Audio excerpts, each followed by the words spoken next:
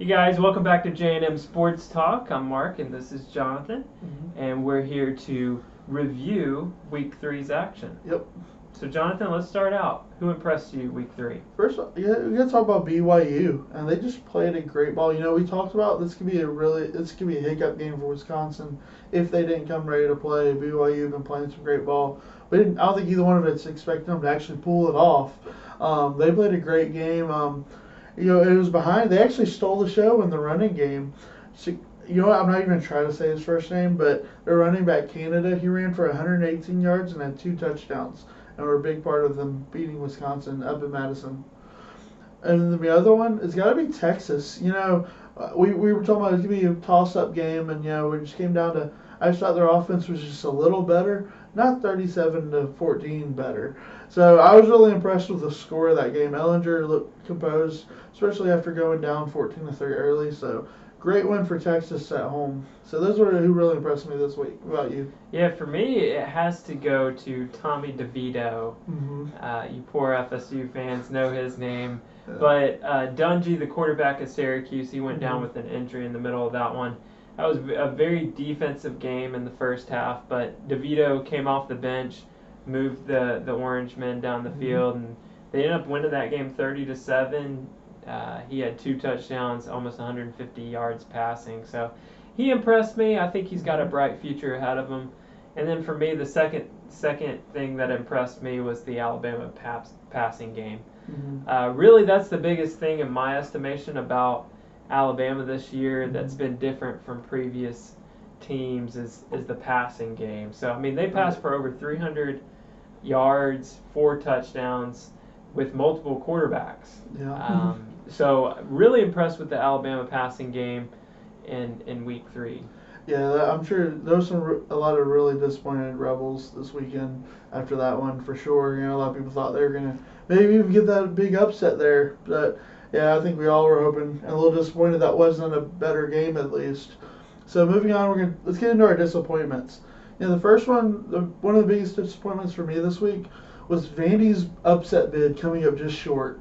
You know, for those that you don't watch the game, they put in a good second half effort against Notre Dame. Could have won the game. You know, there was a questionable call where they made a catch for a first down or not right then. They ended up losing the ball. But it was still a great effort by Vanderbilt. And that was one of the big disappointments that they didn't continue that drive to see if they could pull off that upset up in South Bend. What about you? Yeah, so you mentioned Texas as your impressed one of your points there. But for me, it was the USC defense in that game. I mean, they gave up 37 points. Texas is no juggernaut on offense. I mean, they've been, performing a little better than last year, but for a USC defense, as good as their recruiting classes are year in, year out, the people they put in the NFL, giving up 37 points and just being thumped like that, I thought that was a big disappointment. And then Nebraska. I mean, loved the Scott Frost hire.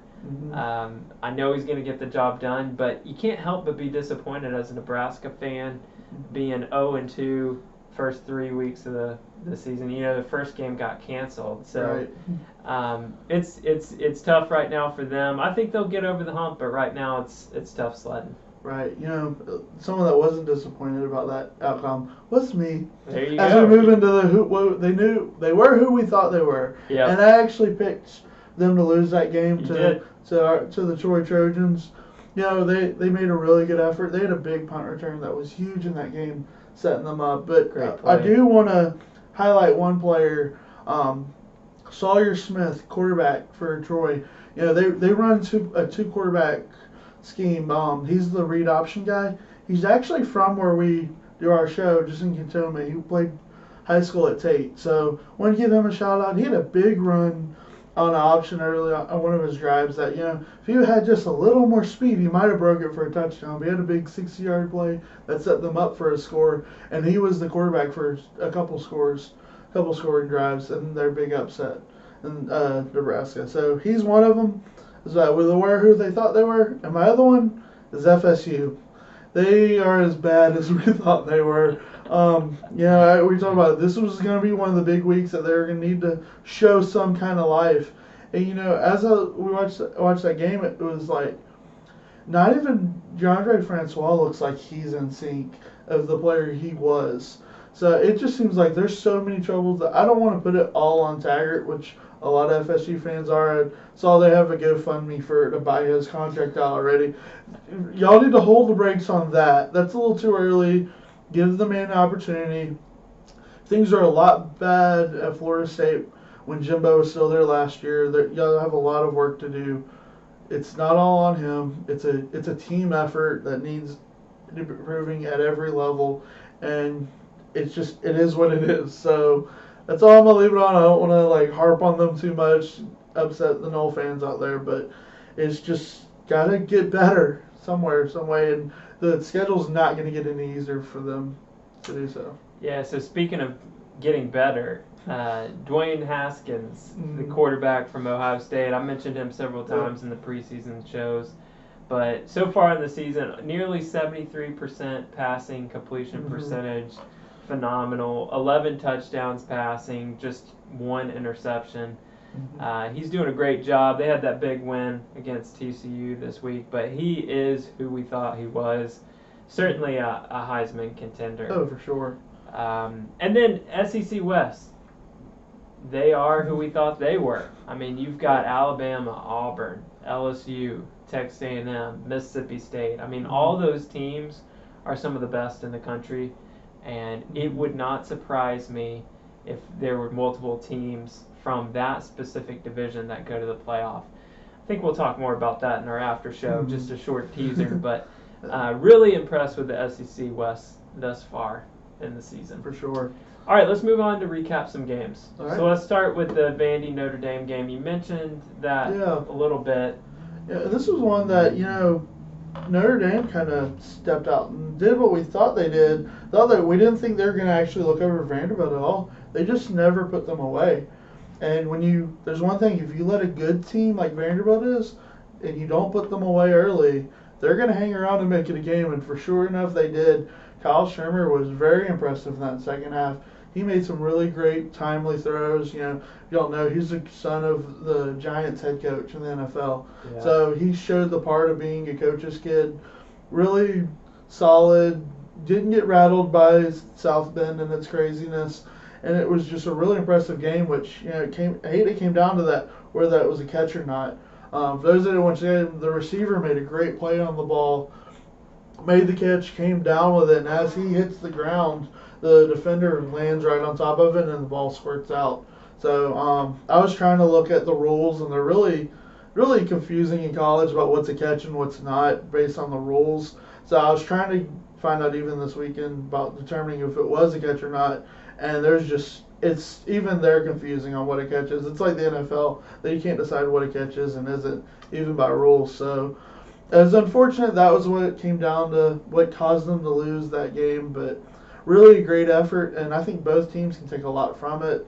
Really great win for Notre Dame moving forward. Yeah, Notre Dame, they got off to a great start, and it was 16-3 late in the third quarter. Vandy had plenty of opportunities. They actually turned the ball over several times on their side of the field, so that's tough. And they hung in there, though. Give them credit. Just couldn't get it done there in the end, but good resume. I think this will be a resume booster for Notre Dame. I think Vandy is definitely improved this year, and we'll see them probably make a bowl game. Yeah, and we talk about the East is wide open in the SEC East, especially behind Georgia for second and third. They could easily finish second or third in the East still. Yeah, that's true. So one of the bigger games of the week was Ohio State and TCU. And that proved to be a very entertaining game, especially in the first half. It's back and forth. And then, Ohio State comes out of the half and just puts it to TCU. I really think the biggest thing in this game was Ohio State's depth against TCU. I mean, TCU, they're in the Big 12. They recruit the Big 12. But the amount of athletes in the second and third string of Ohio State, I think that's really what won this game. Yeah, for sure. Yeah, I'd say definitely on the defensive line when they lost Bosa for the game. That could have been a big turner for TCU. But I gotta give credit to TCU though. Last week I didn't think this was gonna be much of a game because I feel TCU's in a rebuilding period. They lost a lot of great talent last year. I just didn't think they could stack up for 4 quarters against them, even for the first half. So I was really impressed with some of the big plays, especially early on, they made to make it a really good, fun first half of football for sure. But yeah, that depth did just eventually take its toll on them. But I saw that was a good effort by them. It was a really exciting game, and like I said, good win for Ohio State too. Yeah, it could be a detriment to the Big 12 and their playoff hopes, and gives the Big 10, that non-conference big win. But we'll see. We'll see how all that plays out. But overall, really impressed with TCU in that game, just to be able to hang with Ohio State. And Ohio State, got to give them credit. I mean, they came out in the second half and performed really well. All right, so the big game of the week. You were actually there, but I'm gonna let you comment after I make a few just observations from the game. That was a tough game for both of us to watch, but it was an entertaining game. I know both sides of the Auburn fans and LSU, very nerve-wracking, but just observations from me in the game was Joe Burrow, the quarterback going in. A lot was made about him not sliding and things like that, but he played with a lot of guts in that one. He stepped in there, made a lot of throws. Honestly, he got lucky on quite a few throws, but hey, sometimes it's better to be lucky than good. But he was not afraid of the moment. He did make the plays when he needed to make them, and for a guy playing in that hostile of an environment, like his first game, I was really impressed with him. Another thing that I was impressed with was the Auburn offensive line. I mean, I thought LSU, their defense and defensive line is one of the better ones in the country. And I just thought with Auburn's young offensive line, there was no way that Auburn was going to be able to rush the ball. But they were. They were able to run the ball quite effectively in the game. So those two things were really surprising to me. And really the outcome of the game, Auburn fans might think I'm crazy, but it might have been the best thing for Auburn, because last year when Auburn lost to LSU, that's where really what woke them up and caused them to have a great finish to their season. You talk to the players, that's what a lot of them said. And so Auburn having a loss and potentially not going to the SEC championship game, they could they could be the Alabama of last year and make it into the playoff if everything goes right. But Jonathan, enough of me talking. What were your thoughts of the game? I'll follow up. Let's start off. I'll start for LSU. I agree with you to some extent. I was actually not as impressed with Joe Burrow. They said at one point he was 6 for 20, and he was lucky to have those 6. What impressed me was some of the young receivers at LSU that made some big-time plays, both catches by hands and also some of the footwork some of them had on the sideline. There was one play, he got barely tapped inside that they reviewed, that they upheld, that he made a great catch just to get his foot down to get the first down. And then, of course, the big bust play where Davis just missed getting an interception that Burrow should have thrown. They ended up being the big touchdown to set up to make it 21-19, but when they tried the failed 2-point conversion. But they get tight-roped to stay in bounds and get the end zone at the end of it.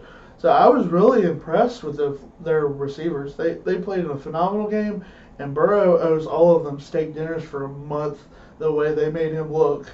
You got to give him credit for making the throws, though. A lot of guys in that situation, they get rattled. I would say. So moving on, though, too, is what disappointed me the most was, I don't want to come off like I'm bashing the officials, but the officiating in that game was very poor, I thought. It was more the fact it was just so inconsistent the entire game, from what was a hold and what wasn't a hold, to especially some pass interference calls that were questionable at best at times, that they didn't make a call, but yet then there were some ones that were obviously not they made. It was just very frustrating, and they made the calls on both sides of the ball. You mentioned earlier there was even a bad review where Auburn clearly fumbled the ball early in the game, that when LSU was up 10-0 already. Both teams definitely had opportunities to blow this game out once they took the big lead and weren't able to do it. And then the officials, it just was unfortunate that it seemed like they took control of the game and pretty much handed LSU the football attempts. Now, granted, good for the kid. He made all those field goals. Good for him. That's not an easy environment. We Auburn fans, we've been to so many great games. And the stadium is one of the top in the country as far as being loud. And that might have been the loudest day game I've ever been to, except for the Iron Bowl in 2013 we were at. It was just loud. I took one of my students that's an LSU fan, and he couldn't even. He's been to Baton Rouge, and he was like, I didn't even know what was going on half the second half. It was so loud in there. So it's definitely great to see a kid like LSU kicker making the play when it mattered most, and the kids they fought hard. They just hate to see the officials kind of take it over it then. So, but great win for LSU as well. Moving forward, they control their own destiny. So that's all I gotta say. Yeah, overall, really, really entertaining game. LSU is the only team that has 2 victories against top 10 teams. I mean, 2 of the better wins of the season, just period. So that bodes well for them. But SEC West, man, it's a gauntlet. It's just getting started. It's just September. Yep. So overall, really good weekend of college football. We really enjoyed it, parts of it at least. Yeah. And we'll be back here next week to talk with you guys. Make sure to catch our after show and our preview of next week's action. Yep. There you guys.